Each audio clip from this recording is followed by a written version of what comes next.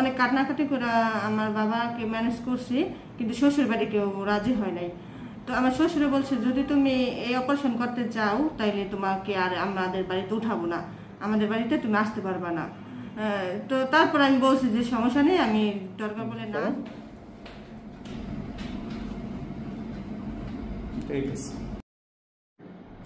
আসসালামু আলাইকুম রহমতুল্লাহ। আমি ডাক্তার আদান ইসলাম, চক্ষু বিশেষজ্ঞ এবং সার্জন।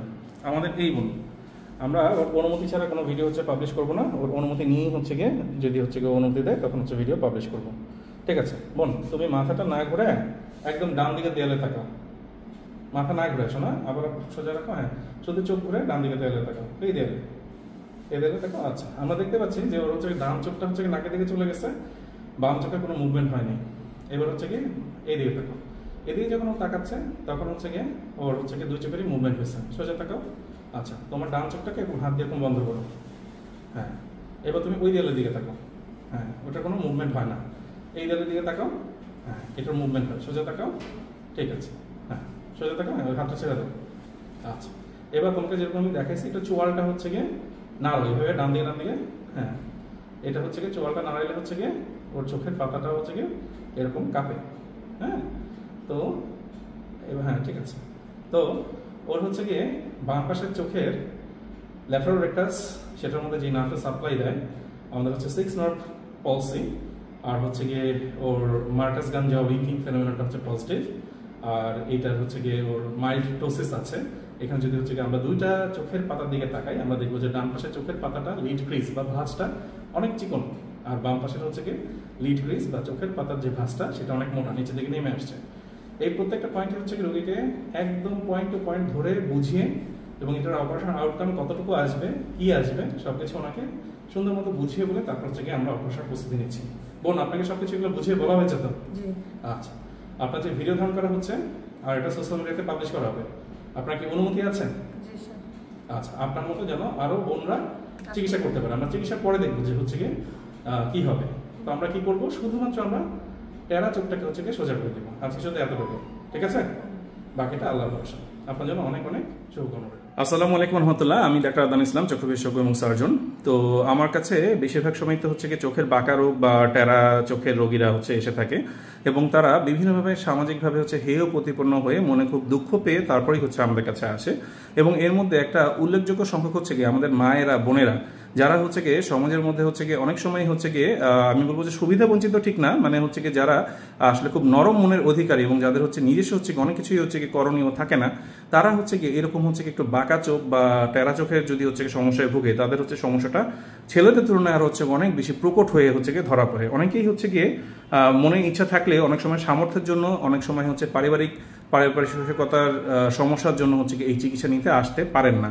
তো আমাদের এই বোন আমাদের কাছে আসছেন চোখের বাঁকা ভাব নিয়ে, এবং তার জীবনের গল্পটা বা তার জীবনের যে ঘটনাগুলো ঘটে গেছে সেগুলো আসলে প্রত্যেকটা ঘটনাই খুবই মর্মাস্পর্শী। তো আমরা ওনার মুখ থেকে শুনবো যে উনি যে এই অপারেশনটা করেছেন, কেন করেছেন, কিভাবে করেছেন, কিভাবে টাকা জোগাড় করেছেন, এবং এই জন্য ওনাকে কতটুকু কাঠখড় পোহাতে হয়েছে।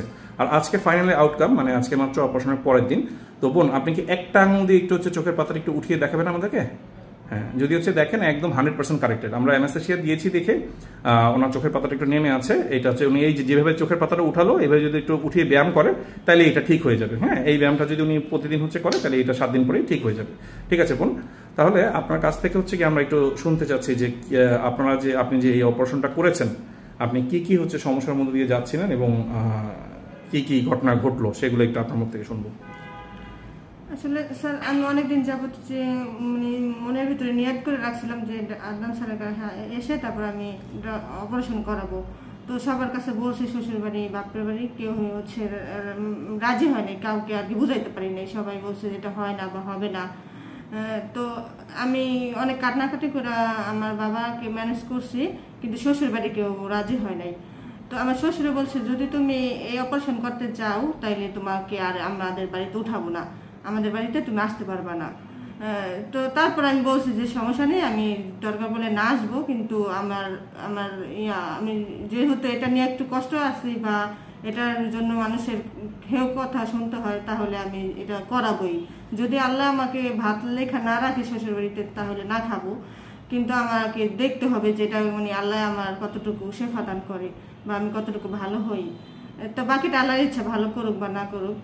কিন্তু এইভাবে আর কি আশা। তারপরে কেউ টাকা দিতে চায় নাই, আমার ভাইয়া থেকে কিছু টাকা নিয়েছে, আর কিছু টাকা আমি হচ্ছে জিনিসপত্র বিক্রি করে এখানে আসছি স্যারের কাছে। তারপরে স্যারের কাছে বলছি, তারপরে স্যারের অপারেশন করে। আচ্ছা, আপনার পারিবারিক জীবনে এমন কি সমস্যা হলো যে তার জন্য হচ্ছে সবাই বলছিল যে তোমার যেহেতু বিয়ে হয়ে গেছে, ছেলে হয়েছে, তাহলে তোমার যাওয়া দরকার নেই। তো আমার বয়সের অনেক মেয়েদের বিয়েও হয় না, তো এটার অপারেশনের কোনো বয়স নাই, মানে যে কোনো বয়সই করা যায়। আর এটা একটু দেখা যায় খুঁত থাকলে মানুষের সৌন্দর্যটাই নষ্ট হয়ে যায়। একটু যদি ভালো হয়, আল্লাহ ভালো করে, তাহলে তো সমস্যা নেই। আদনান স্যারের উসিলা যদি ভালো হয়। আচ্ছা, আর পারিবারিক জীবনে কি আর কোনো সমস্যা কি আপনি সম্মুখীন হতেন এটার জন্য? মানে আপনি তো শ্বশুর সাহেবের কথা বললেন। না, মানে পারিবারিক ভাবে সম্মুখীন হই নাই, কিন্তু দেখা যায় অনেক কষ্ট মানে পাইছি এটার জন্য আর কি। অনেক দুঃখ পাইছি জীবনে, অনেক কষ্ট পাইছি, অনেক কান্না করছি। আচ্ছা আচ্ছা। আর আপনার যে চোখে যে অন্যান্য যে ডিফর্মিটি গুলো আছে সবকিছু কি আপনাকে অপারেশন আগে প্রত্যেকটা পয়েন্ট ধরে ধরে বুঝিয়ে দেওয়া হয়েছিল? জি স্যার সবকিছু বলে দিচ্ছে। তারপরে হচ্ছে কি আমরা অপারেশনটা করেছি অনেক ডিফিকাল্টির মধ্যে। আপনার হচ্ছে গিয়ে নার্ভের সমস্যা ছিল, চোখের পাতা অনেক সমস্যা ছিল, তারপরে স্যারে কাছে করছি। আচ্ছা, তো তারপরে এখন কি নিজেকে যে নতুন রূপে দেখছেন, এখন কি হচ্ছে গিয়ে খুশি লাগে? জি। আচ্ছা, আবার একটু পাতাটা একটু হচ্ছে গিয়ে আমাদেরকে উঠিয়ে দেখাবেন?